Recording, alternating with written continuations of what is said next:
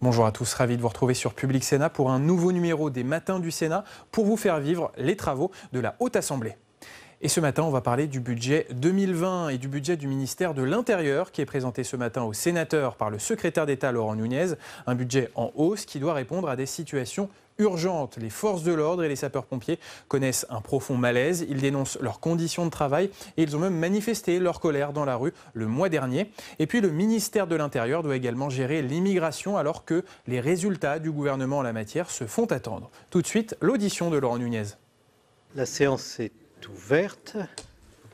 Comme chaque année, nous invitons le ministre de l'Intérieur à venir présenter le budget d'un certain nombre de programmes, immigration, asile, intégration, sécurité, sécurité civile, administration générale et territoriale de l'État.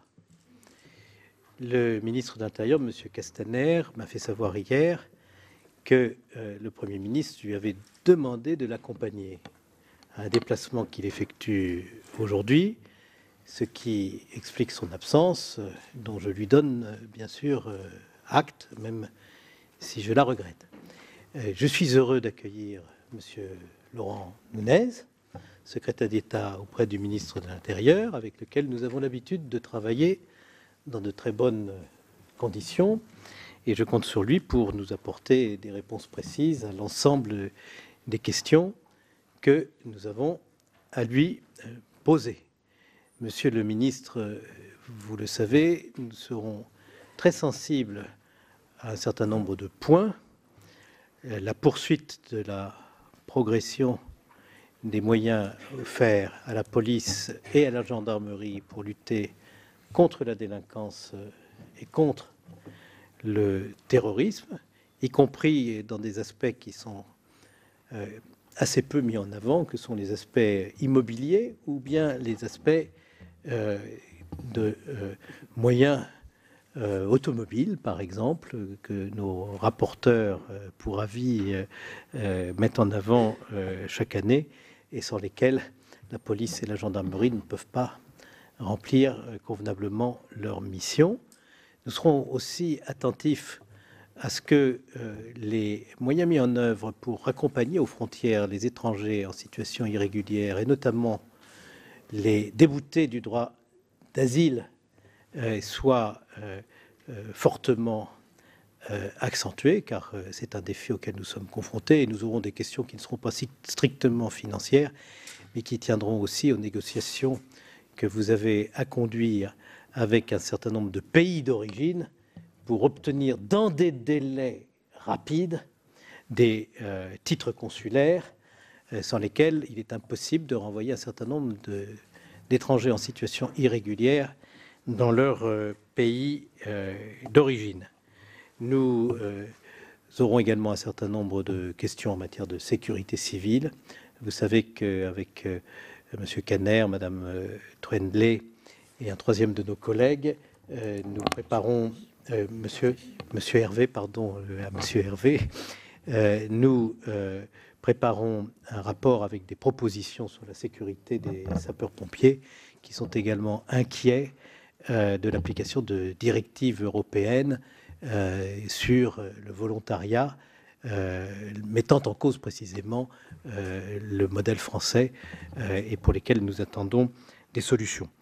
Ces quelques éléments n'épuisent pas les sujets qui sont pour nous des sujets de préoccupation politique importants, mais je tenais d'entrée de jeu à vous donner ces quelques indications sur nos attentes pour que vous puissiez d'ores et déjà en tenir compte dans l'exposé liminaire que vous vous apprêtez à nous présenter et pour lequel je vous donne immédiatement la parole. Merci, Monsieur le Président. On ne peut pas dire un mot. Oui, mais c'est Non, par non, non, rapport non. au- Je viens de donner la parole au ministre, je voudrais le laisser s'exprimer, et puis vous pourrez Mais sur le fait que vous le exprimer ministre de après. l'Intérieur ne soit Allez-y, pas là, enfin. monsieur le ministre. Merci, Monsieur le Président. Messieurs les rapporteurs, Madame le rapporteur, Mesdames et Messieurs les sénateurs. Donc, depuis la campagne électorale de 2017, La ligne fixée par le président de la République est claire et sans ambiguïté. La sécurité est bien la première priorité de ce gouvernement. Cette promesse s'est ensuite incarnée dans les faits, et notamment budget après budget, dans les augmentations de crédits considérables accordées à nos forces de l'ordre. Le PLF 2020 vient confirmer l'engagement du gouvernement et je suis fier de le présenter devant vous. Les crédits de la mission sécurité en sont la première illustration, avec 13,8 milliards d'euros qui seront consacrés, soit une augmentation majeure de près de 500 millions d'euros. S'agissant des seuls budgets de la police et de la gendarmerie, cela représente 13,2 milliards d'euros, soit une augmentation de 4% par rapport à 2019 et de 8,7% et plus d'1 milliard depuis le début du mandat, du quinquennat. C'est une hausse extrêmement sensible. Elle est à la hauteur de l'engagement de nos forces, un engagement qui a atteint des niveaux exceptionnels cette année. C'est une augmentation qui nous permet de tenir nos promesses, d'augmenter directement la rémunération de nos forces de l'ordre et de poursuivre nos objectifs de recrutement de 10 000 policiers et gendarmes supplémentaires sur le mandat et bien évidemment d'amélioration des conditions de travail de nos forces. Concernant tout d'abord le budget de la police nationale, il s'élève à 7,7 milliards d'euros, soit une augmentation de 5,3% par rapport à 2019. Cette augmentation du budget de la police, en plein accord avec les organisations syndicales, nous l'avons d'abord consacrée à une hausse des rémunérations. Le protocole du 18 décembre 2018 d'une augmentation de salaire de plus de 100 € par mois pour nos policiers et de l'ouverture de négociations qui n'avaient que trop attendu sur le temps de travail, la fidélisation dans les postes dans les territoires et sur la gestion des heures supplémentaires. Nous avons donc résolument fait le choix, pardonnez l'expression, mais du porte-monnaie, et 87% des crédits accordés à la police sont des dépenses de personnel. À ces éléments, je voulais ajouter que les réformes structurelles nécessaires pour le ministère ont enfin été entamées. Je pense, et je le citais à l'instant, à la réforme des cycles horaires, actuellement expérimentée et qui dégagera un week-end sur 2 et un mercredi sur 2 pour nos policiers, donc sur une expérimentation qui se déroule jusqu'au mois de mars prochain. Je pense également au paiement des heures supplémentaires. Nous tenons nos engagements puisque 3,5 millions d'heures seront payées d'ici la fin de l'année. Et le PLF 2020 prévoit 26,5 millions d'euros pour les heures supplémentaires des effectifs, bien évidemment en dehors des heures qui sont des 23 millions qui sont prévus pour les heures supplémentaires des CRS qui, étaient réglées. En outre, ce budget va permettre de continuer sur la voie des recrutements et nous avons prévu l'emploi de 1465 policiers supplémentaires en 2020. Je voudrais ajouter que si nous avons privilégié les salaires, les crédits de fonctionnement et d'investissement ne sont pas en reste. Nous allons continuer notre plan immobilier avec 193 millions d'euros investis. Nous avons prévu 55 millions d'euros pour l'achat de 2500 véhicules neufs en 2020. C'est 25% de plus qu'en 2017. Voilà donc pour la police nationale. Concernant la gendarmerie nationale, nous avons suivi le même raisonnement, une augmentation résolue des crédits, en priorité pour la solde. En l'occurrence, ce sont 5,5 milliards d'euros qui seront consacrés à la gendarmerie nationale en 2020, soit près de 80 millions supplémentaires. Ces crédits vont d'abord pour des augmentations de salaire et pour la poursuite de nos recrutements. 2020 sera une année importante, car avec 490 emplois supplémentaires, la gendarmerie va enfin retrouver son niveau d'effectif de 2007.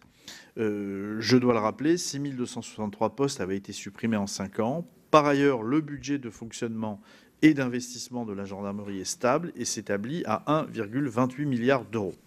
Il sera consacré à 98 millions d'euros pour l'investissement immobilier et la maintenance lourde autour de 47 opérations nouvelles. Concernant le budget de la sécurité civile, il se situe à près de 460 millions d'euros. Les 2 tiers de ces crédits sont consacrés à des dépenses de fonctionnement et d'investissement pour un montant de près de 347 millions d'euros à périmètre constant. Nous allons notamment continuer le renouvellement de notre flotte d'aviation civile. Nos trackers sont remplacés par des avions Dash, 9 Un premier a été livré en juin dernier et 5 autres appareils le seront d'ici 2022. Je continue enfin mon tour d'horizon de notre sécurité par les moyens consacrés à la sécurité routière. Près de 408 millions d'euros y seront consacrés avec les radars.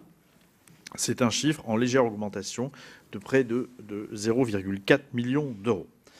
Après cette présentation des crédits budgétaires importants que nous consacrons cette année encore à notre sécurité, je souhaitais vous présenter les crédits de la mission Administration générale et territoriale de l'État. Ces crédits budgétaires ont une importance particulière et je sais que le Sénat est particulièrement sensible à ces questions puisqu'il y va de la présence de l'État dans chaque territoire. C'est un rôle clé pour le ministère de l'Intérieur et un rôle que nous allons jouer pleinement dans les mois qui viennent. 1,8 milliard d'euros seront ainsi consacrés à l'administration territoriale de l'État et 1,41 milliard d'euros à l'administration centrale. Mais au-delà des chiffres et des grands ensembles, l'année 2020 sera l'aboutissement de plusieurs réformes majeures pour le ministère de l'Intérieur, des réformes qui vont permettre une meilleure organisation du ministère, des préfectures, des sous-préfectures, des SGAMI et donc un meilleur service pour les Français.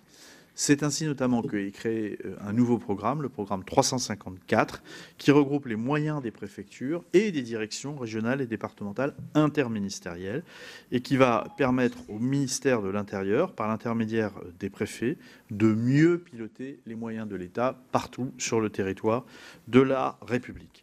Et ce nouveau programme accompagne notamment, toujours dans cet esprit, une réforme importante localement, qui est la création de secrétariats généraux communs pour les services de l'État dans les préfectures, sous la responsabilité des préfets et de leurs secrétaires généraux.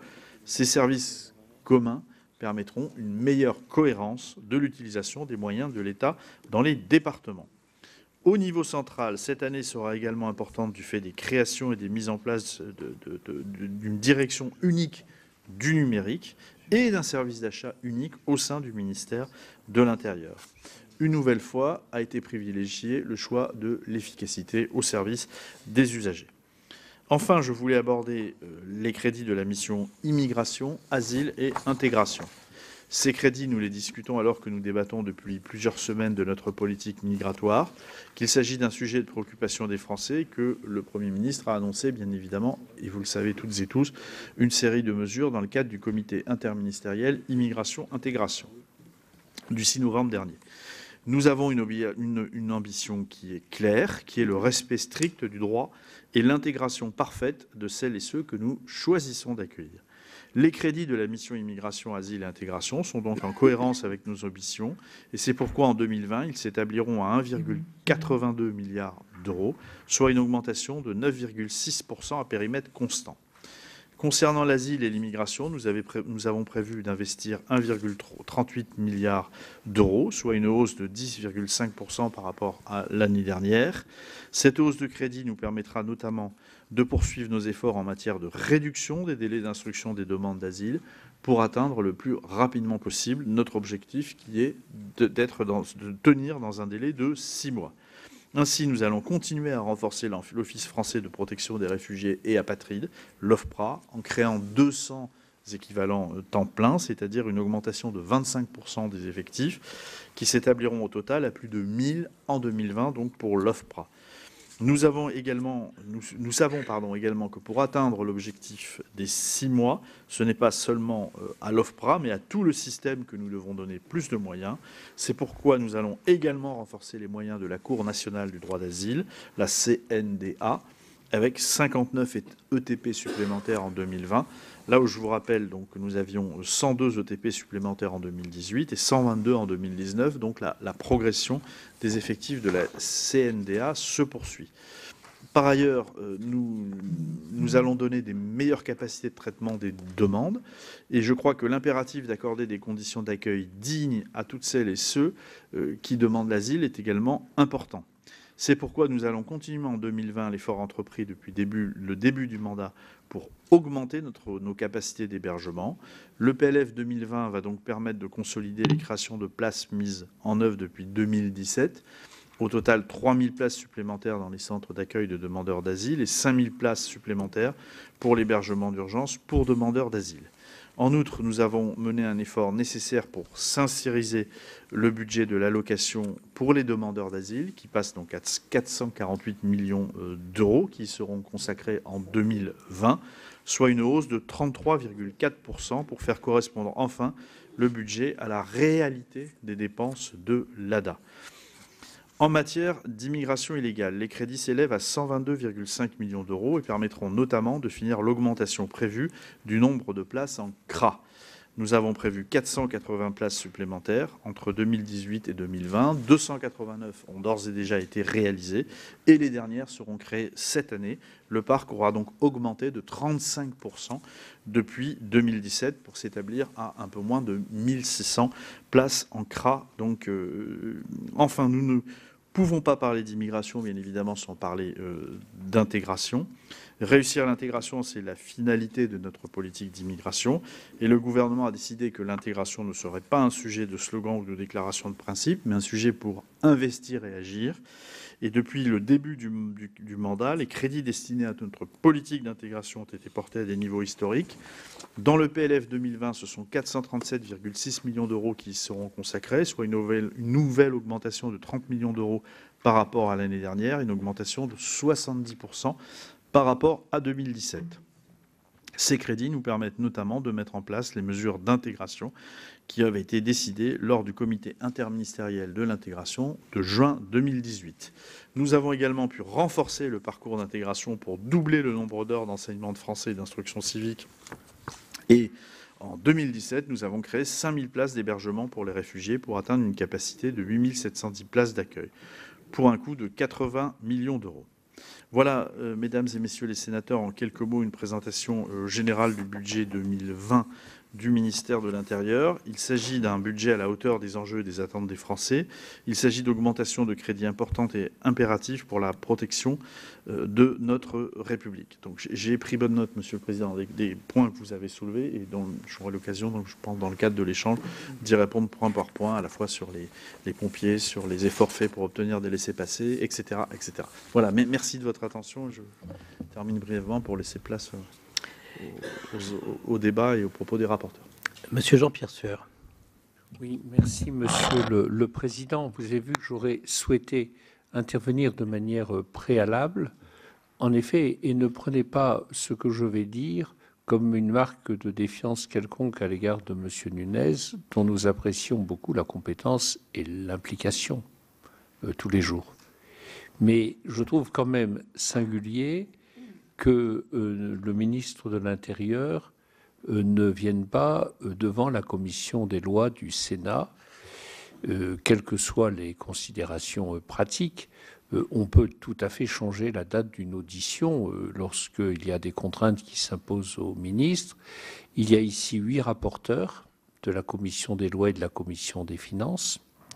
Il y a un nombre de sujets extrêmement importants entre la police, la gendarmerie, la sécurité civile, l'immigration, le droit d'asile. Certes, M. Nunez a expliqué cela de manière concise et succincte, mais je crois qu'il était nécessaire, et même si peut-être cela ne paraîtra pas approprié à tel ou tel, que cette mise au point fût faite. Je ne sais s'il est possible de recevoir le ministre de l'Intérieur à un autre moment. Je regrette qu'on n'ait pas tout simplement déplacé la séance pour qu'il puisse être présent, parce que ça fait beaucoup de sujets dans les conditions que vous voyez. Je vous remercie. J'ai moi-même tout à l'heure exprimé mon regret de l'absence du ministre. Je dois reconnaître néanmoins qu'il a toujours répondu aux convocations de la commission des lois. Donc, je tiens pour exceptionnelle cette défaillance et je n'ai pas souhaité différer l'audition de ce matin compte tenu du nombre d'auditions que nous avons dans les prochaines semaines et qui rend pour nous aussi assez compliqué de provoquer une audition à un autre moment, celle-ci ayant été préparée de longue date. Je vais, comme nous avons l'habitude de le faire, donner la parole aux rapporteurs pour avis, puis aux rapporteurs spéciaux de chacun des programmes. Je commencerai par le programme Administration générale des territoires territoriales de l'État, compte tenu de contraintes d'agenda qui m'ont été signalées par certains de nos collègues. Mais avant d'engager l'échange sur ces questions, j'ai moi-même, après vous avoir entendu, Monsieur le Ministre, quelques préoccupations à exprimer au chapitre de l'immigration. Je vois bien que le gouvernement, après avoir organisé un débat à l'Assemblée nationale et au Sénat, se trouve pris dans un calendrier qui, pour lui, est sans doute compliqué. Mais je ne suis pas sûr, en vous écoutant, que toutes les conséquences des annonces qui viennent d'être faites aient été tirées dans le budget. Nous avons, il y a un an, débattu d'une loi qu'on appelle la loi Collomb, dans laquelle la plupart des propositions que nous avions faites ont été rejetées par l'Assemblée nationale et par le gouvernement. Ce sont pour partie les mêmes propositions qui reviennent à l'actualité aujourd'hui à l'initiative du gouvernement. Vous nous permettrez de nous interroger sur le temps perdu et sur les raisons du revirement du gouvernement qui, sur certains points, se rapproche de positions qui sont les nôtres et qu'il rejetait l'an dernier. En fait, les décisions que vous envisagez se classent en 3 catégories. Les premières sont en fait des mesures qui étaient déjà prévues et dont l'annonce n'est ainsi qu'une simple confirmation de l'existant. C'est le cas pour la rubrique « Évacuer les campements insalubres »,« Refonder Schengen et l'asile européen ». Tout ceci n'est pas nouveau et c'est l'efficacité et les résultats concrets des démarches entreprises qui manquent jusqu'à présent. La deuxième catégorie de mesures, ce sont celles nouvelles, mais qui ne semblent pas financées à ce stade. Peut-être pourrez-vous nous rassurer. Vouloir améliorer l'accueil des usagers en préfecture, c'est naturellement une nécessité, parce que, je pèse mes mots, mais c'est honteux de voir ces files d'attente devant les préfectures et les désordres parfois suscités par cette agrégation de demandeurs qui, avant même l'ouverture du guichet, se présentent au pied des grilles des préfectures. Je crois que pour y arriver, il faut prévoir dans le budget des créations de postes pour les services d'étrangers des préfectures en 2020, et nous n'avons pas trouvé trace d'un effort dans ce domaine qui nous paraît cependant nécessaire. Vouloir consolider l'hébergement des demandeurs d'asile, c'est bien également, évidemment, personne ne contestera l'opportunité de cette mesure, mais aucune nouvelle place ne semble être créée cette année, malgré la hausse continue de la demande d'asile. Enfin, il y a une troisième catégorie de mesures, et là, ce sont toutes celles que vous avez rejetées l'an dernier et que vous annoncez cette année. On vous proposait en 2018 d'inscrire dans la loi le principe d'objectifs chiffrés, débattus tous les ans par le Parlement, pour chaque catégorie de migrants. Nous avons pris des dispositions que vous avez rejetées sur l'aide médicale d'État. Nous voulions renforcer la conditionnalité des visas pour les ressortissants des pays non coopératifs, ceux qui ne font pas les efforts nécessaires pour la délivrance des laissez-passer consulaires. Cela nous a été refusé. Et nous avons voulu aussi réactualiser tous les 2 ans la liste des métiers sous tension ouverts à l'immigration de travail, qui a été gelée depuis 10 ans. Toutes ces dispositions, vous les avez fait supprimer. Et maintenant, vous les annoncez. Mais quelle est la traduction concrète de ces annonces? Voilà les questions fondamentales que je veux vous poser d'entrée de jeu en matière d'immigration, parce que c'est une préoccupation partagée par tous les Français de toutes les régions de France et pour lesquelles mes collègues, je crois, sont impatients d'avoir des réponses précises. Monsieur le Président, je vais vous répondre précisément. D'abord, concernant pour répondre à monsieur le sénateur sueur. Christophe Castaner a su qu'il ne pouvait être présent ce matin, hier seulement. Donc voilà, il a eu un impératif vraiment de dernière minute. Et je remercie le président de la commission de souligner que cette absence revêt vraiment et sincèrement un caractère tout à fait exceptionnel. Et donc je vais essayer de le représenter dignement devant vous. Concernant votre remarque, Monsieur le Président, les mesures qui ont été annoncées dans le cadre du comité interministériel Asile, immigration, intégration sont des mesures qui découlent directement d'un débat qui a été organisé d'abord à l'Assemblée, puis au Sénat, et qui aura vocation à se répéter chaque année. Donc le Premier ministre l'a annoncé, chaque année nous aurons ce débat qui est un débat d'orientation pour fixer ce que sont les objectifs de notre politique migratoire. Et ce sont donc, encore une fois, des objectifs et qui visent aussi à éclairer, bien sûr, la représentation nationale, mais pas que la représentation nationale, aussi nos concitoyens sur la politique que nous menons. Et je crois qu'on ne peut pas confondre la discussion d'un texte de loi et un débat d'orientation. Ce n'est pas la même chose. Donc ne procédons pas à ce genre d'amalgame. Et donc il n'est pas choquant que nous ayons, et vous l'avez cité comme étant la première série de mesures, il n'est absolument pas choquant que nous ayons des propositions qui sont déjà dans le débat public. On a aussi besoin d'éclairer les Français sur ce que nous voulons faire. Et sur le projet, par exemple, dont vous dites qu'il est connu et qui n'apporte rien de nouveau, qui est celui de la refondation Schengen, pardon de vous rappeler qu'il y a eu des élections européennes, qu'il y a eu des programmes, et que la liste, notamment la liste Renaissance, apportait un projet précis de refondation Schengen qui apportait des mesures qui, me semble-t-il, étaient un peu nouvelles. Et ce sont ces mesures-là que l'on retrouve, qui sont déclinées dans le document d'orientation qui donne un cap sur la négociation que nous allons avoir avec nos partenaires de l'Union européenne, notamment sur la gestion de l'asile, avec cette discussion pour pouvoir avoir des centres contrôlés dans les pays qui sont présents aux frontières. Nous affichons dans ce document, encore une fois, c'est un débat d'orientation, on affiche des axes d'une politique, également le renforcement de Frontex que la France a obtenu, auquel la France a participé, et cette volonté forte de voir les effectifs Frontex qui sont prévus pour être à 10 000 en 2027, la volonté forte de la France de faire en sorte que ce soit le cas en 2024. Voilà, donc je ne détaille pas bien évidemment l'ensemble des mesures qui figurent dans notre plan d'action. Premier sujet. Deuxième sujet, sur d'autres mesures nouvelles qui ne seraient pas financées. Là, vous me posez plutôt des questions assez précises. Et vous citez un exemple qui est celui de l'accueil en préfecture.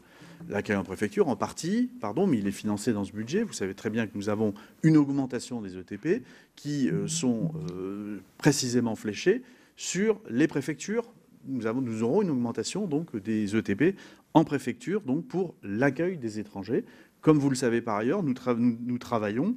Alors, on me glisse les chiffres précis, mais sur ce sujet-là, nous avons eu plus 21 ETP en 2017, 150 en 2018, 62 en 2019, et nous avons également prévu des renforts de vacataires.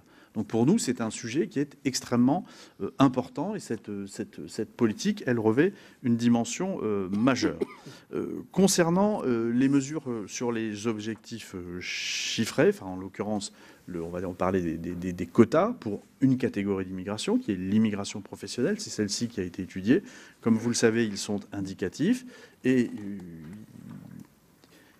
il faut bien intégrer aussi que dans le projet il y a cette idée de revoir totalement la liste des métiers en tension, mais surtout de bâtir un outil qui va nous permettre de revoir cette liste des métiers en tension. Et c'est ce qui a été annoncé avec la mise en place d'un outil statistique qui va d'ailleurs être discuté avec les partenaires sociaux, le Premier ministre l'a annoncé, et qui va permettre de revoir la liste des métiers en tension, territoire par territoire, secteur par secteur. Et ça, c'est une vraie nouveauté. Et je vous rejoins, Monsieur le Président, vous avez raison de souligner que la liste des métiers en tension, et c'est d'ailleurs un reproche que nous fait l'OCDE, est sans doute dépassée, puisque on pense maintenant qu'il y a un peu moins de 20% des métiers qui sont réellement en tension, et que certains métiers en tension n'y sont même pas.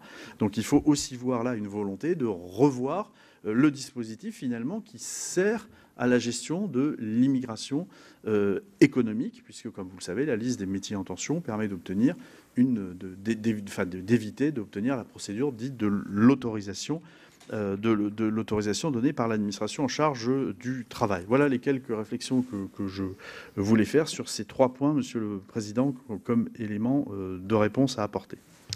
Merci, Monsieur le Ministre. On attaque maintenant le programme Administration générale et territoriale de l'État. Et je donne la parole à notre rapporteur pour avis de la Commission des lois, Monsieur Collombat, puis à notre rapporteur spécial de la Commission des finances, Monsieur Jacques Genest. L'un et l'autre vont vous poser un certain nombre de questions auxquelles vous pourrez répondre globalement. Monsieur Collombat. Merci, Monsieur le Président. Monsieur le Ministre, j'ai remarqué que vous avez eu la prudence de ne pas dire que le budget augmentait. Parce que sur en général, c'est ce qui est annoncé. Parce que vous avez eu raison, parce qu'en fait, effectivement, le programme lui-même, la mission elle-même augmente, mais c'est parce qu'il y a des transferts qui viennent de ministères qui étaient autrement, et des postes et des crédits qui étaient autrefois comptabilisés ailleurs. Donc, ce que j'ai pu dire, c'est que, ma foi, jamais le jeu de bonneteau budgétaire n'avait été aussi parfaitement exécuté que sur cette mission. Mais là, je laisse mon collègue, parce que je laisse mon collègue parler de ces crédits, notamment concernant ce qui nous intéresse le plus, c'est-à-dire les moyens des préfectures, sous-préfectures, etc. Pour vous poser une question apparemment plus anodine, en tout cas budgétairement moins significative, je voudrais vous demander pourquoi, par les mystères de la LOLF, d'ailleurs ça vous concerne, pourquoi la mission, la Miviludes, va-t-elle être dissoute, va disparaître dans le CIPDR qui s'occupe, comme chacun sait, de la prévention de la délinquance et de la radicalisation, dans la mesure où ça n'a pas grand-chose à voir entre l'observation et le suivi des risques liés au sectarisme et puis, ma foi, la délinquance. Et c'est une décision qui pose problème, qui suscite beaucoup de questions, et j'aimerais bien avoir vos explications, alors que même le résultat sur le plan budgétaire est complètement insignifiant. Merci, cher collègue. Monsieur Jacques Genest. Oui, Monsieur le Ministre, Monsieur le Président. D'abord, Monsieur le Président, merci de me faire intervenir en premier, puis j'ai des contraintes. Alors, Pierre-Yves Collombat est revenu sur l'augmentation du budget. De 4 milliards, il est augmenté de 1,1 milliard, mais tout cela ne provient que d'un effet d'attraction du ministère de l'Intérieur sur d'autres budgets. Si on compare d'une année à l'autre, le budget est stable puisqu'il y a 50 millions d'euros de plus. Donc, je vais vous faire quelques remarques. Remarques. Je n'ai pas tout à fait le même optimisme que vous, Monsieur le Ministre, et vous le comprendrez sûrement. Au programme 354, qui est issu de la fusion des programmes 307 et 333, il y a un certain flou. Quelqu'un dit, attention, quand il y a un flou, il y a un loup. C'est qu'on n'a aucune explication, justification dans les reclassements des emplois. Et par exemple, d'un exercice à l'autre, les emplois dédiés au contrôle de légalité et au conseil aux collectivités territoriales font l'objet d'un rebasage, tel que le contingent prévu pour 2019 se réduit d'un coup de baguette magique de 164 emplois à temps plein, soit près de 8% des emplois comptés jusqu'à présent comme concourant au contrôle de légalité. Au moment où les maires sont inquiets, au moment où les maires voient l'administration disparaître avec les trésoreries, le contrôle d'égalité comme les trésoreries sont des éléments essentiels pour la sécurité des maires des petites communes en particulier qui seront rassurés pour éviter de faire c'est pas tous des polytechniciens ou des docteurs en droit, pour éviter de faire des erreurs. Et cette absence est très préjudiciable au moment où le réseau des trésors publics est complètement démantelé. Vous nous dites aussi, on fait une fusion pour faire des économies. J'espère que ça ne sera pas comme la fusion des régions, qui non seulement n'apportent l'économie sur quelques cas exceptionnels, mais les dépenses. Donc, il est trop tôt pour faire un bilan de la mission confiée au ministère de l'Intérieur de rationaliser les coûts d'administration territoriale de l'État, mais on peut dire que le passé ne plaide pas pour un pari sur la réussite. Je vous rappelle pour cela le bilan du plan préfecture nouvelle génération, 4000 emplois de proximité, il l'a dit le président Bas tout à l'heure, ont été supprimés sans que les redéploiements vers les missions prioritaires soient intervenus. Les suppressions d'emplois, 678 pour le programme 354, qui porteront donc sur des missions considérées comme prioritaires. En 2017, 58 sous-préfectures disposaient de moins de 10 emplois. En 2019, elles seront au nombre de 82. On fait des coquilles vides. Il y a fort à parier que le projet Maison France Service amplifie encore ce phénomène. Nous avons les annonces, mais nous n'avons pas les financements. Cela se terminera par des coupes sombres dans le réseau préfectoral et par la sollicitation des financements des collectivités territoriales pour un bouquet de services impalpable et d'une qualité dont on frémit. Et moi, à titre personnel, je n'y crois pas du tout. Il faudra, Monsieur le ministre, nous dire quelle est votre vision de la présence de l'État sur les territoires, et en particulier les territoires ruraux, mais aussi les territoires périurbains. Il y a deux grandes préoccupations, je vous l'ai dit, la crise du contrôle d'égalité du Conseil des collectivités territoriales, mais aussi la mise en œuvre des missions de sécurité des populations. On l'a vu malheureusement avec des événements tragiques. Au niveau des transferts de charges, je vous prenais comme exemple, de nombreuses communes sont appelées à se doter d'une application dite Comedec de télétransmission des données d'état civil censée accompagner la lutte contre la fraude documentaire. L'État les défraie à hauteur de 2 millions d'euros. Mais cette application rapporte plus de 13 millions d'euros à l'Agence nationale des titres sécurisés. Je suis plus mathématicien que philosophe, c'est vite compté. Alors, vous savez que l'État ne traite plus que près de 5% des demandes d'immatriculation. Le reste revient à eux, opérateurs privés, qui demandent environ 30 € à leurs clients pour obtenir leur carte grise. Cela crée un marché, c'est facile à calculer avec les millions de titres qui sont demandés. Et en plus, malheureusement, le service n'y est pas. Autant sur les cartes d'identité, les passeports, ça fonctionne bien, autant sur les cartes grises, c'est une catastrophe. Alors un mot sur l'accueil des étrangers. Je n'ai pas la même vision que vous, parce que je constate que l'effort constaté ces dernières années est apparemment interrompu et qu'on constate des dysfonctionnements sérieux auxquels il faut remédier très vite. Le président Bas vous l'a dit tout à l'heure. Prenons le programme 232 qui concerne le financement de la vie politique. Alors cette année, il n'y a que les élections municipales, donc ça coûte un peu moins cher. Les élections municipales sont budgétées pour 132 millions d'euros, mais devraient coûter à peu près 155,7 millions d'euros, donc il manquera quelques crédits. Et là, une petite pointe, peut-être cela préservera-t-il le programme de transfert illicite comme celui qui a fonctionné en 2019 pour boucler une opération immobilière sans aucun lien avec lui. Vous comprenez de quoi je parlais. Enfin, des précisions sur le... Enfin, nous voyons écrit 60 000 € au titre du médiateur du crédit aux candidats et aux formations politiques. Institution nouvelle qui me paraît assez peu susceptible de remplir son office en surmontant le refus des banques de prêter aux politiques, sauf à imaginer que ce soit précisément sa mission d'échouer. J'ai eu l'honneur de recevoir le médiateur. Franchement, il ne m'a pas persuadé de l'efficacité de cette fonction. Ensuite, à l'Agence nationale de la cohésion des territoires, nouveau bidule assez important, une nouvelle agence, une de plus. Alors là, franchement, on ne sait pas bien, il y a 30 équivalents, temps plein, on ne sait pas bien, peut-être que, avec mon humour, je pourrais dire qu'on va peut-être y détacher des inspecteurs généraux des finances, on va y servir à quelque chose, plutôt que faire des rapports que personne ne lit. Au niveau des dépenses de contentieux, le niveau des crédits inscrits au titre des contentieux, est-ce qu'il va être à nouveau trop faible, comme chaque année, mais c'est vrai que c'est assez difficile de le prévoir. Bon, en plus, avec tout ce qu'il y a eu de gilets jaunes, c'est vrai que c'est difficile à le prévoir, mais chaque année, il faut faire une rallonge. Par contre, côté favorable, la création d'une direction du numérique, et j'espère qu'elle donnera toutes les fonctions souhaitables. Voilà, c'est pour ça que, devant la Commission des finances, j'aurais dû proposer le rejet du budget, parce qu'une nouvelle fois, l'État s'éloigne des territoires. J'ai proposé un avis de sagesse, car je vous laisse le bénéfice du doute et j'espère au moins la mutualisation fonctionnera. Mon cher collègue, je n'avais pas le sentiment que vous doutiez beaucoup en vous écoutant.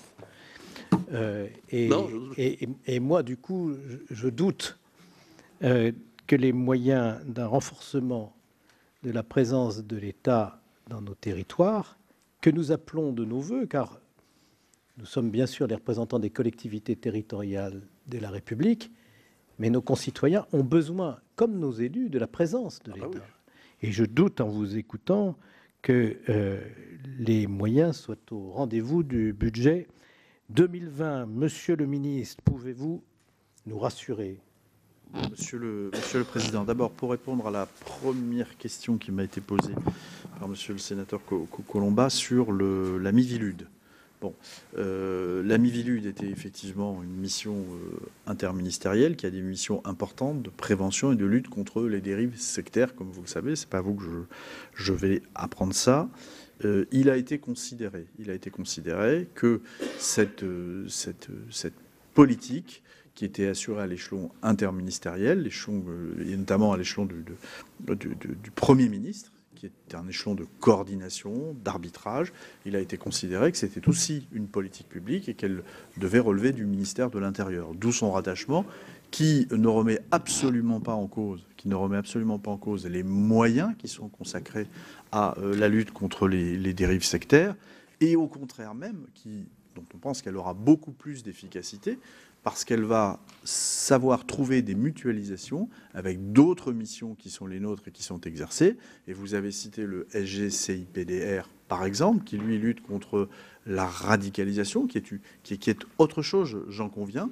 Mais il y a une convergence dans ces missions et des mutualisations à trouver dans l'action publique, et c'est ce qui explique ce rattachement.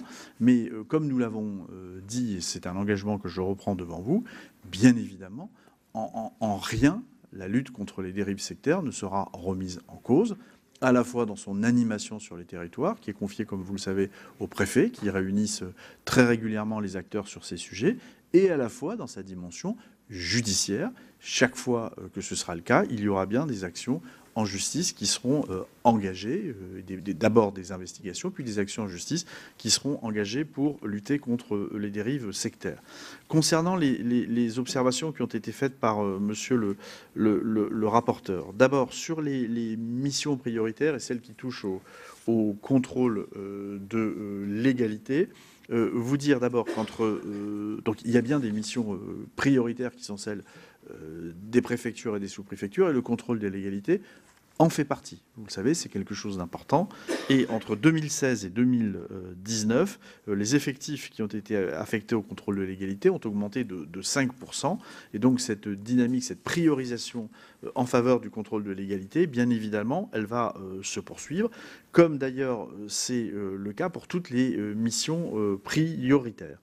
Concernant la création du programme 354, donc du nouveau programme 354 et la mutualisation et la création de secrétariats généraux communs.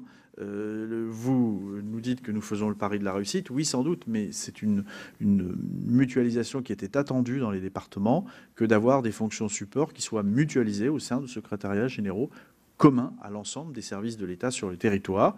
Il faut aussi voir, bien évidemment, un renfort des leviers d'action qui sont ceux des préfets dans les territoires et qui répondent bien à votre préoccupation d'avoir une administration au plus proche des territoires. Concernant le rôle des préfectures, sous-préfectures, vous avez indiqué qu'un certain nombre de sous-préfectures, donc on est passé de 58 à 82 avec des effectifs restreints. Je rappelle que la politique du ministère de l'Intérieur en matière donc de sous-préfecture est bien évidemment de conserver au maximum ses emprises. Déjà, c'est quelque chose d'extrêmement important, avec des sous-préfets auxquels on demande de jouer un rôle d'ingénierie, d'être des animateurs du territoire, ce qu'ils feront et qu'ils continueront à faire auprès de l'ensemble des élus. Et je peux vous rassurer là-dessus, monsieur le rapporteur. Et bien évidemment, le déploiement des maisons France Service, donc, puisque nous avons d'ailleurs avec Madame Jacqueline Gouraud et Muriel Pénicaud signé récemment la convention donc, du lancement de ce dispositif. Il y a encore quelques jours se tenait le comité de pilotage, le comité interministériel de pilotage avec l'ensemble des acteurs. Il n'y aura bien évidemment pas de transfert d'une mission vers l'autre. Les missions France Service les maisons France Service sont des endroits où l'on regroupe un panel important de services qui sont attendus de nos usagers, qui ne concernent pas, loin de là, uniquement le champ des préfectures et des sous-préfectures. Et donc, il n'y aura pas de chevauchement entre ces deux dispositifs. Par contre, une animation faite par les préfets, oui, et un investissement du ministère de l'Intérieur dans ce dispositif, oui, ce sera également le cas. Concernant l'accueil des étrangers, donc je vous ai répondu sur l'augmentation des effectifs, qui est importante, notamment dans les grandes préfectures où il y a des files d'attente extrêmement importants. Et vous savez par ailleurs que nous travaillons, nous avons prévu un certain nombre de dispositifs également de dématérialisation pour améliorer la gestion de l'accueil en préfecture. Vous avez cité l'exemple donc de la direction du numérique, qui est il y a aussi le service ministériel unique des achats au sein du ministère de l'Intérieur, qui sont des projets importants dont on espère un certain nombre de gains budgétaires, notamment pour le service des achats. C'est-à-dire ces gains ont été évalués, donc je crois que c'est 60 millions pour 2020. Donc ces gains ont été évalués et nous espérons bien que ces mutualisations produisent des effets budgétaires. En tout cas, ils sont attendus et ils ont été prévus comme tels. Concernant la vie politique et la ligne de crédit qui a été prévue pour les élections municipales, l'ajustement se fait toujours en cours d'année et donc nous n'avons pas d'inquiétude de ce point de vue-là. Et si besoin, il sera procédé à un ajustement. Voilà les éléments de réponse que je pouvais vous apporter sur ce qui a été dit. Et concernant les élections municipales, non, je vous ai répondu, pardon.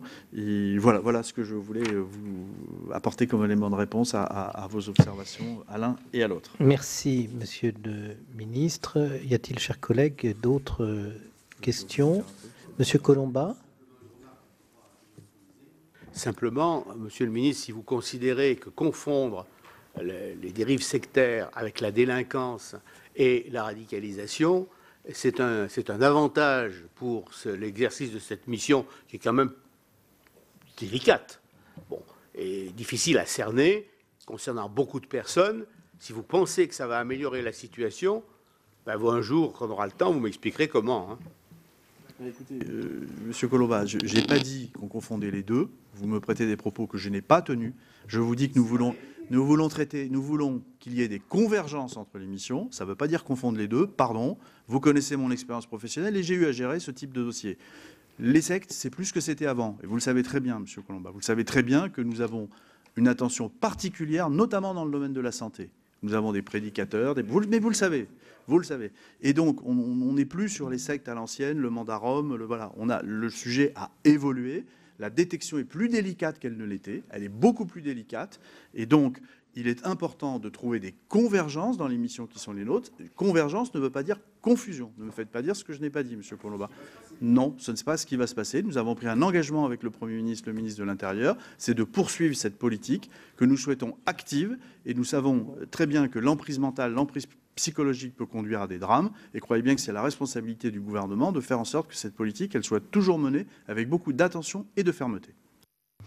Monsieur le ministre, vous nous trouverez toujours mobilisés pour améliorer l'efficacité de la lutte contre les dérives sectaires, mais nous ne pensons pas qu'un surcroît d'efficacité s'obtienne automatiquement par la fusion d'organismes gouvernementaux chargés de cette lutte. Et je crois qu'il faudra tout de même bien veiller à ne pas confondre radicalisation islamiste et phénomène sectaire avec l'évolution que vous avez décrite de ces phénomènes, même s'il y a une parenté évidente entre les deux. Donc, au-delà des structures, ce qui nous importe, c'est l'efficacité de la politique. Et à ce stade, nous voulons simplement mettre en garde contre une réponse qui ne serait qu'institutionnelle à un mal qui se propage. C'est juste ce sur quoi nous voulons insister. Mais nous y veillerons, Monsieur le Président, soyez-en sûr. Monsieur Lecomte. Président, merci Monsieur le Ministre. Oui, d'abord sur cette question, ce changement est aussi problématique dans la mesure où auparavant c'était quand même au sein de la direction de l'action du gouvernement, qui est un programme essentiellement interministériel, où les choses qui sont gérées en interministériel dans ce programme, parce que c'est sous la direction du Premier ministre, fonctionnent et imposent l'interministériel. Ce ne sera plus le cas aujourd'hui. Et il y a quand même un certain nombre de sujets qui devraient être des sujets interministériels, qui quand ils sont confiés à un ministère particulier, ne fonctionnent plus de la même manière pour mobiliser l'ensemble des palettes. Et c'est toute notre inquiétude sur ce sujet. Mais Monsieur le ministre, je voulais vous interroger sur deux points. Le premier sur les dispositifs de recueil pour les passeports et les cartes nationales d'identité. Je ne comprends pas pourquoi le ministère continue à chercher la complication dans ce domaine-là. Lorsque les empreintes sont prises, elles sont dans le fichier. Pourquoi, lorsqu'on a besoin d'un nouveau titre, on reprend les empreintes et donc on charge à la fois les usagers et l'administration de faire quelque chose qui est inutile puisque c'est déjà pris? Alors la réponse c'est pour des raisons de sécurité. Mais si on avait suffisamment de dispositifs pour vérifier que les titres d'identité biométrique sont effectivement, à chaque fois qu'on passe une frontière, on contrôle la biométrie de ces titres, on n'aurait plus besoin de ça. Et la deuxième chose, je suis très surpris de voir que les entreprises françaises qui produisent ce type de choses arrivent à vendre à des tarifs qui sont 3-4 fois moins élevés à des pays étrangers que ce qui est acheté par le ministère. Qu'on ne retient pas les mêmes dispositifs que des dispositifs beaucoup plus élégants, beaucoup plus faciles d'utilisation que ceux qui sont retenus par le ministère de l'Intérieur et donnés et mis en place dans les mairies ou dans les consulats. Monsieur le ministre. Non, il n'y a pas d'autres questions.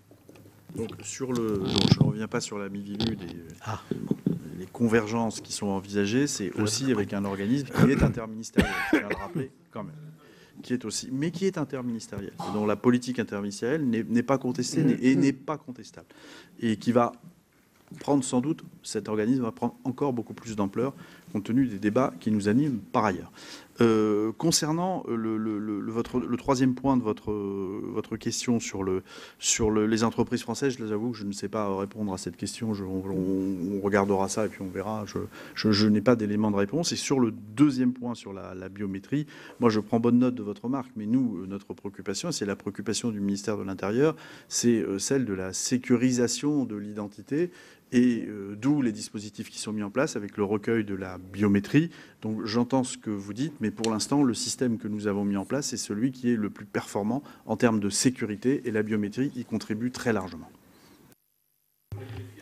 Alors, Monsieur Geneste redemande la parole comme rapporteur spécial. Juste une seconde, Monsieur le ministre, pour vous remercier pour vos réponses.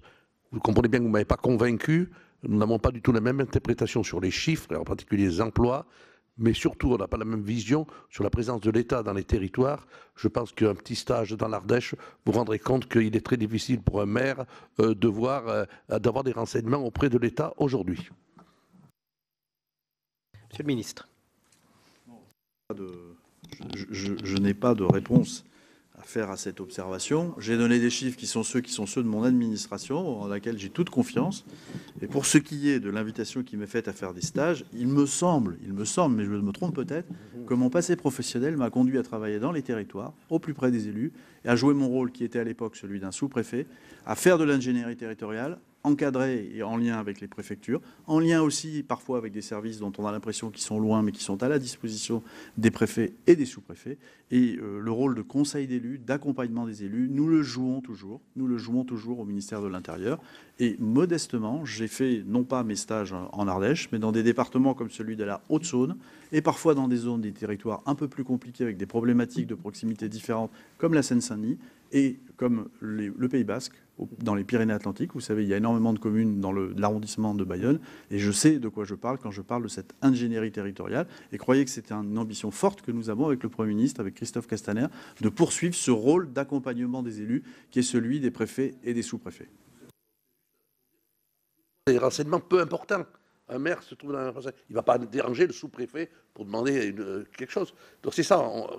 Si on a des très bons sous-préfets, c'est intéressant, mais il manque quand même derrière le suivi, le secrétariat, le travail de terrain.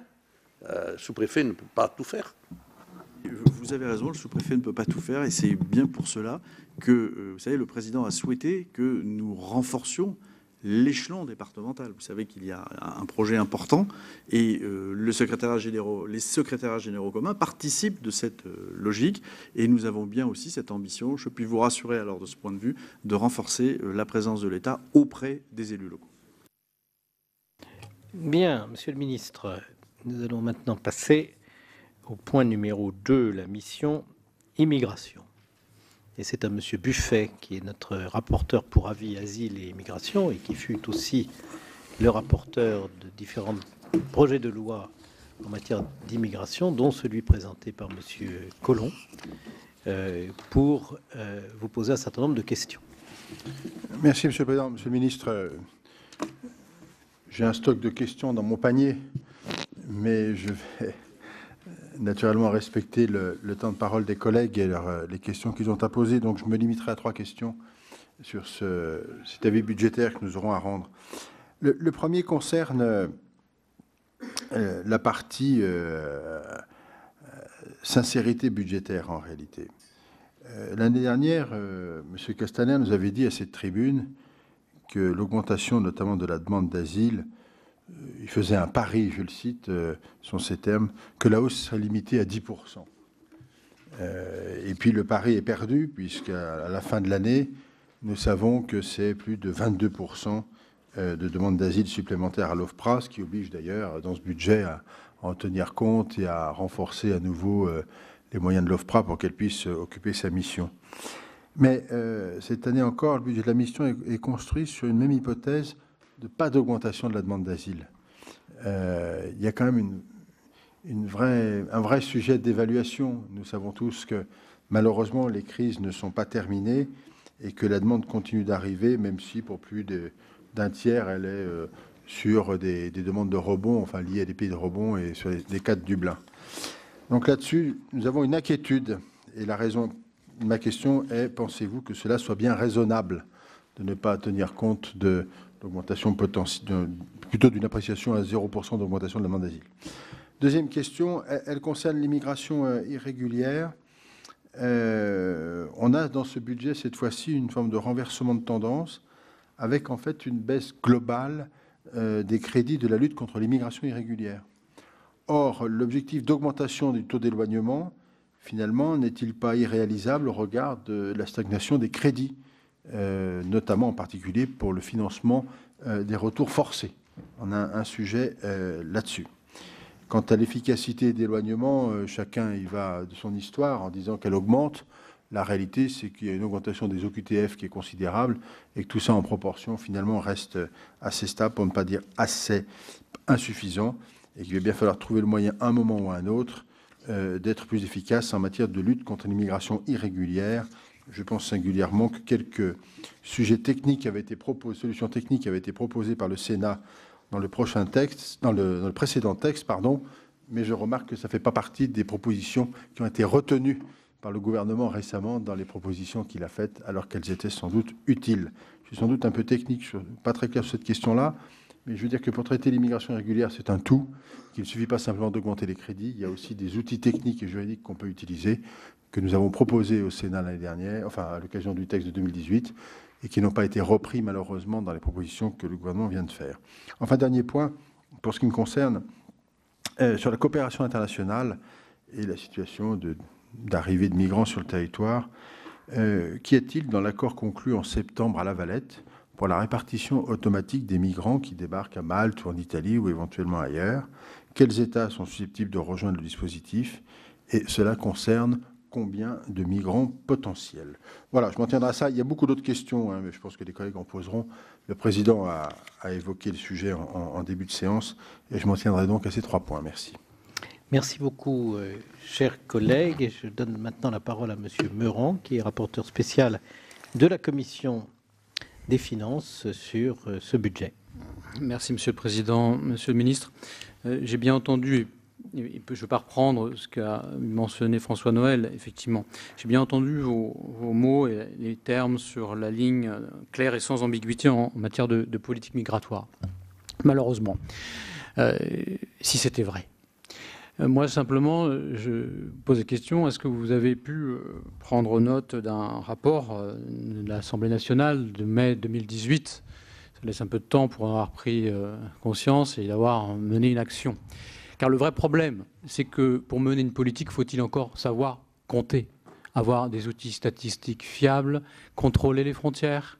Et dans ce rapport donc de M. Cornu-Gentil et de M. Coquando, donc qui fait partie de La République En Marche, il était sur un simple territoire que vous connaissez bien, le 93, mentionné qu'entre 150 000 et 400 000 personnes, en dehors des clous réglementaires, si je peux me permettre de parler ainsi, eh bien l'État est incapable de savoir combien il y a de personnes.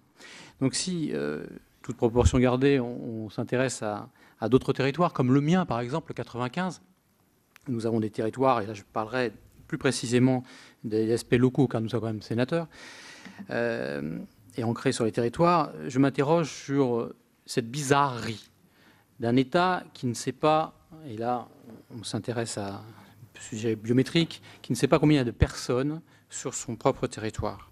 Et ça dure depuis des années, vous n'êtes pas le seul responsable, bien sûr, dans ce cas de figure, mais est-ce que vous avez pris des mesures pour corriger cela ? Et là aussi, sur la fraude documentaire, notamment sur les fameux NIR, sur les 5 millions de cartes vitales, qui nourrissent aussi cette immigration irrégulière, donc 5 millions de cartes en trop. Qu'est-ce que vous avez fait que vous avez pris comme mesure pour essayer d'améliorer cet état de fait ? Et le décalage entre le discours, les signatures du pacte de Marrakech et la volonté de contrôler, de reprendre la main du président de la République sur les OQTF, les obligations de quitter le territoire, j'ai cru comprendre que le président avait déclaré dans un magazine vouloir que ces obligations approchent les 100%. Donc là, un des sujets qui est majeur, c'est effectivement, ça tourne depuis des années aux alentours de 30 millions d'euros. Donc les budgets qui sont alloués à cette mission Asile, Immigration, Intégration sont consacrés à, évidemment, comme le tonneau des Danaïdes, à construire des logements, à engorger la justice administrative, puisqu'aujourd'hui, on a recruté pour la CNDA, on a recruté beaucoup de personnel, à tel point qu'aujourd'hui, 90 000 actes prévus d'actes administratifs sur 250 000 concernent le contentieux des étrangers. Donc il y a une vraie urgence à remettre tout à plat, avec un objectif de reprendre le contrôle. Là, on ne sait pas combien de personnes rentrent, on ne sait pas. Et là, c'est une situation qui est paradoxale par rapport à l'ensemble des autres pays européens. On est des pays de rebond, on est un pays attractif, on continue à avoir donc plus en plus de personnes et inévitablement un dépassement. Et là, vous avez parlé de sincérisation. Bon, moi, quand je suis arrivé ici il y a 2 ans, je pensais que c'était par nature, un budget devait être sincère. L'annualité budgétaire et tout le reste. Là, le dépassement de la trajectoire des finances publiques 2018-2022 est de 26%. C'est la mission qui est la plus insincère de toutes les missions de l'État. Donc vous comprendrez bien qu'on est très très loin de partager la même vision des choses sur le réel. Et pour vous dire, puisque j'étais dans le 93 hier, les augmentations de budget sur le territoire, que ce soit dans le 93, où hier j'étais avec Xavier Lemoine qui m'a relaté un assassinat immonde, que l'on a de plus en plus, malheureusement, famille malienne, où l'homme a considéré que sa femme prenait beaucoup trop d'aise avec la vie occidentale, qui a été poignardée de 14 coups de couteau devant ses enfants de 8 et 10 ans, et cette femme s'est défendue et a aussi poignardé à mort son compagnon, si je peux encore également utiliser ce terme. Donc sur le terrain, sur les territoires, Monsieur le Ministre, nous ne voyons pas l'action de l'État, de plus en plus, nous la voyons disparaître. Exemple, Saint-Leu-à-Forêt, ville de 16 000 habitants, poste de police, 12 fonctionnaires, début des années 2000. Il devait y avoir 12, il n'y en a jamais eu 12, il a fermé. Commissariat de Taverny, depuis 25 ans, pas aux normes. Il y a des barreaux, fenêtres, dans une meulière à étage. Si jamais il y avait le feu, eh bien, il y aurait il n'y a aucune norme de respecter. Fermé, maintenant ouvert jusqu'à 18h. On a réorganisé les systèmes dans le Val d'Oise. Il y a 6 commissariats. Plainte, pour porter plainte, un week-end de 3 jours, un fonctionnaire. Donc que font ces fonctionnaires? Eh bien, ils découragent toutes les personnes qui veulent porter plainte. Et qu'ont fait les collectivités? Eh bien, nous avons dû recruter des polices municipales, intercommunales, des polices brigades de soirée, des brigades de nuit. Donc il y a un recul de l'État et les collectivités prennent avec les moyens qu'il leur reste cette mission essentielle pour moi, qui est bien sûr d'assurer la sécurité.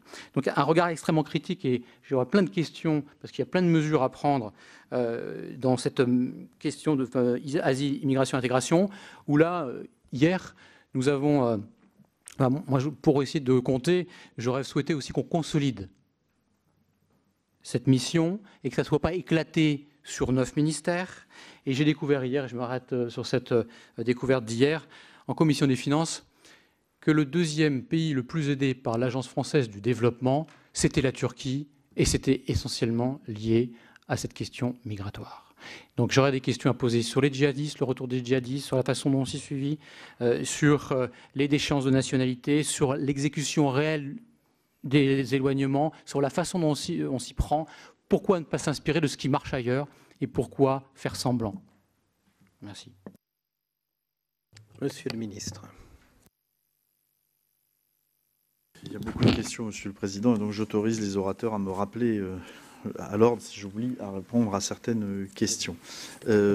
Concernant l'hypothèse sur laquelle a été bâti le budget, Monsieur Buffet, donc des progressions de la demande d'asile, donc effectivement, on a eu de nouveau cette année une nouvelle hausse de la demande d'asile. Donc l'hypothèse sur laquelle nous nous basons, c'est celle d'une stabilisation à la lumière des mesures que nous avons prises et que nous avons mises en place, notamment l'augmentation des effectifs de l'OFPRA, la nouvelle orientation prise par l'OFPRA qui consiste, comme vous le savez, nous avons, pour ce qui est des demandes d'asile, il faut avoir à l'esprit, je ne crois pas trop me tromper en disant que nous avons 25% de la demande qui provient de pays d'origine sûre. Nous avons un peu plus de 30% de pays de demandeurs qui sont des demandes de rebond, dont vous parliez tout à l'heure.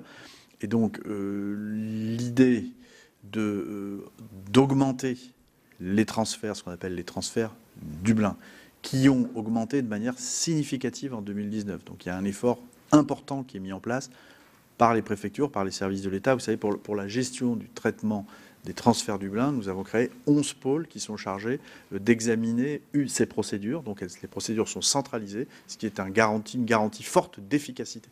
Donc l'idée, c'est d'augmenter ces transferts, d'augmenter également donc l'instruction des demandes d'asile pour les pays d'origine sûre pour aller le plus vite possible et pouvoir procéder à des reconduites effectives plus importantes. Donc voilà, il y a j'allais dire ce pari, non, c'est pas un pari. Il y a l'hypothèse budgétaire, elle est basée sur cette stabilisation et ces mesures que nous allons mettre en place.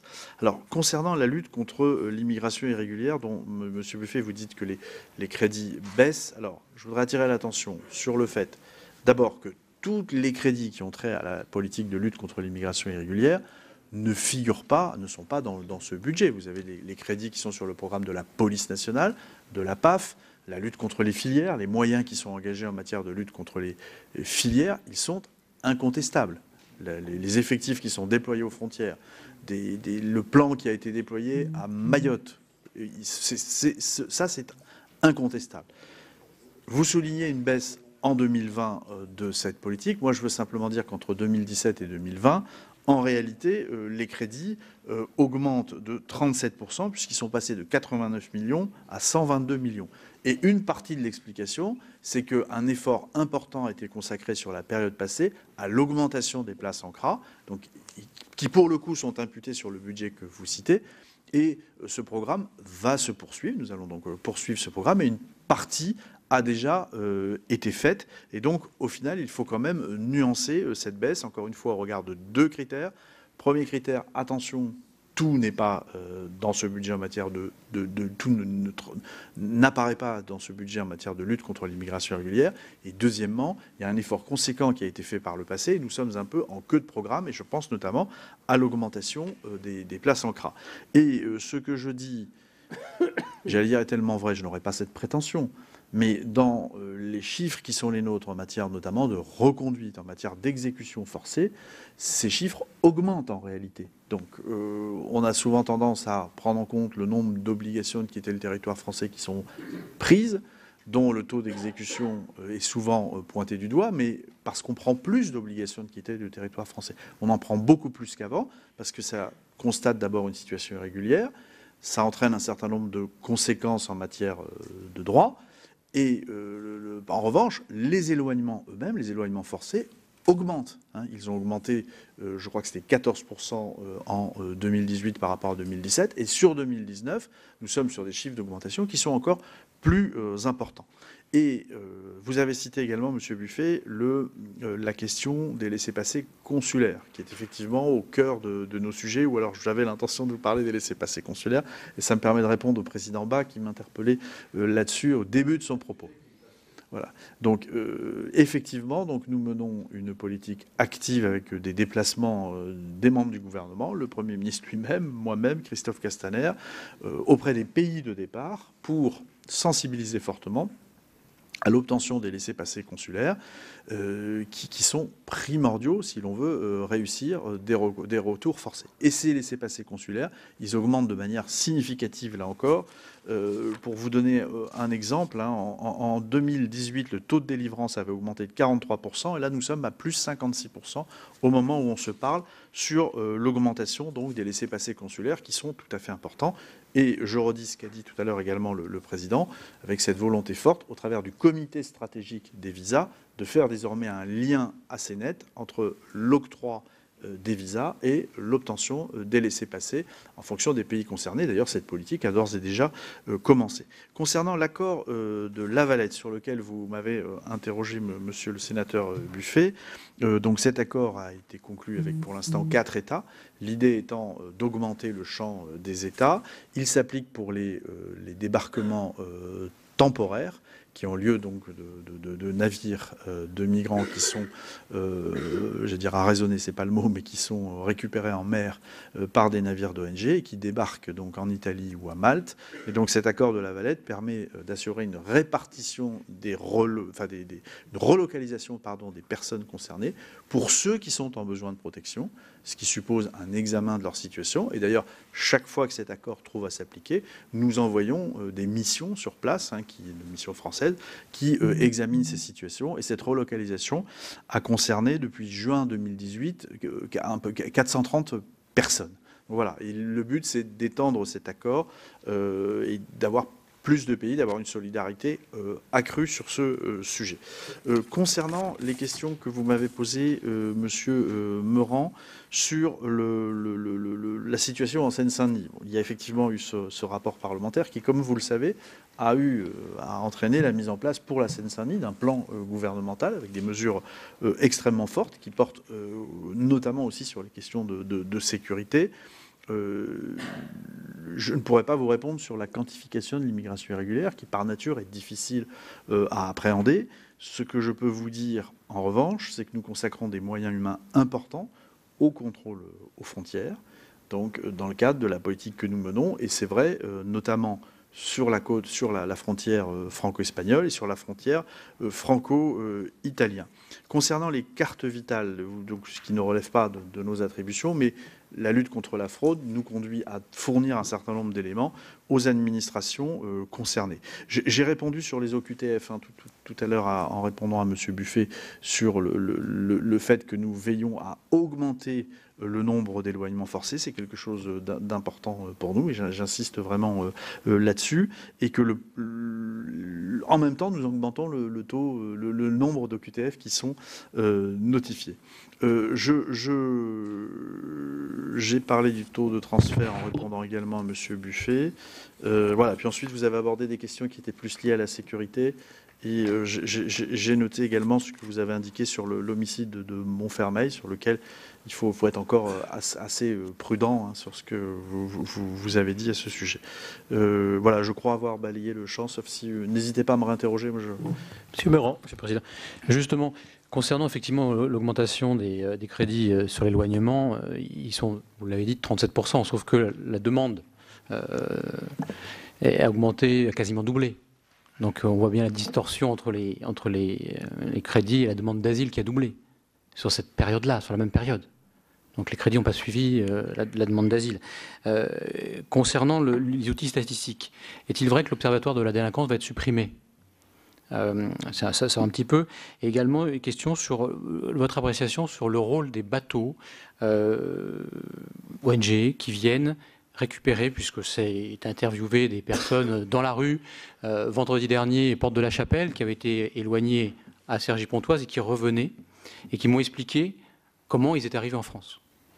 Et donc en fait, personne m'expliquait, il venait du Niger, donc il ne m'a pas dit avoir été maltraité, mais parqué dans des bateaux par la Libye, récupéré tout de suite après par des bateaux d'ONG, je ne savais plus quelle ONG c'était, et depuis 2 ans et demi dehors. Et cette personne m'exprimait son parcours et qu'il était fatigué d'être à la rue. Et c'était le lendemain de l'évacuation. Pour quelle raison vous revenez à Porte de la Chapelle? Il était à Cergy, dans ce gymnase. Il m'expliquait que bien là, c'était pour faire la Manche, c'était un lieu, et surtout qu'ils étaient pris en charge par des associations qui leur fournissaient de la nourriture, des tentes, les associations les prenaient en charge à Porte de la Chapelle. Et que lui était prêt à repartir, parce qu'il dit que c'était pire, et qu'on l'avait fait venir, parce qu'on l'avait fait miroiter, et qu'il était prêt à repartir. Donc le rôle des associations, et ça me fait, je passe les commentaires de certains membres des gouvernements par rapport au rôle néfaste de ces associations. Là, c'était la question par rapport aux navires qu'on laisse opérer, et qui, a priori, pour certains de vos collègues, joue un rôle tout à fait néfaste dans le cadre d'une politique migratoire organisée, dans le cadre d'une politique de dissuasion, et dans le cadre surtout qu'on laisse les trafiquants se développer.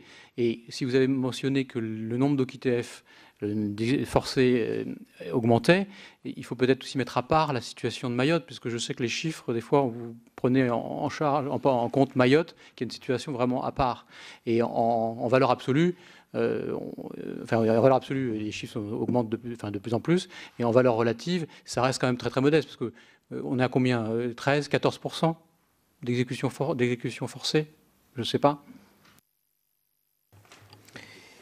Monsieur le ministre. Oui, je réponds rapidement sur ces 4 points, peut-être un peu dans le désordre. Les 37 millions, je crois, ne sont pas à comparer à l'augmentation de la demande d'asile. Je crois que ce n'est pas une bonne comparaison.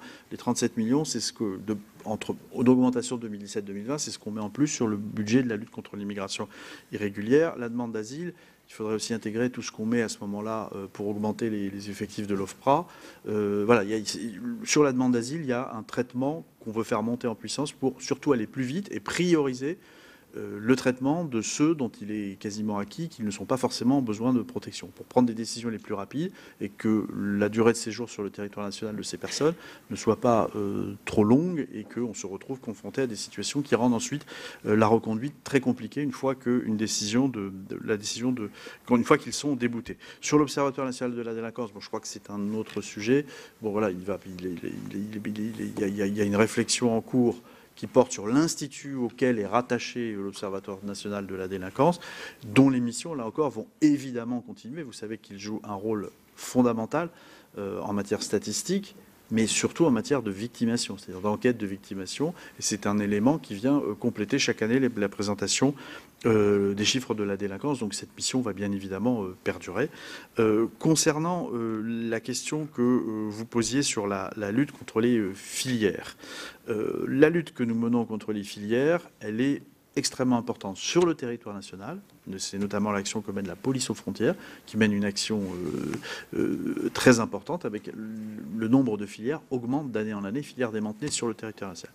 Dans les pays de départ, nous avons aussi une politique de coopération qui est très importante.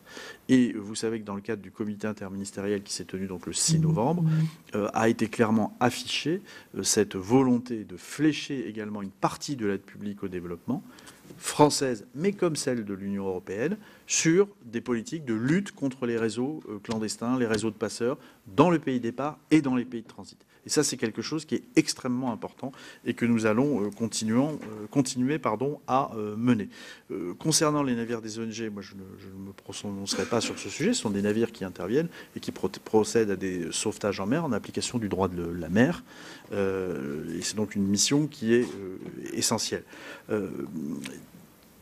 Mayotte, le chiffre de Mayotte. Donc nous avons un taux d'exécution de QTF qui est le même que sur le territoire national, et en valeur absolue, des objectifs qui sont assez forts, puisque on est sur 20 000 éloignements forcés chaque année, et cette année, on risque même de faire un peu plus. Je n'ai pas le chiffre précis en tête, mais voilà, Mayotte, c'est vraiment une priorité forte. Vous savez qu'il y a une opération dédiée qui a été mise en place avec des moyens conséquents, notamment des moyens d'interception en mer, d'interception sur terre, avec la mobilisation de nombreux navires, une mutualisation de tous les services de l'État dédiés donc sur la lutte contre l'immigration irrégulière.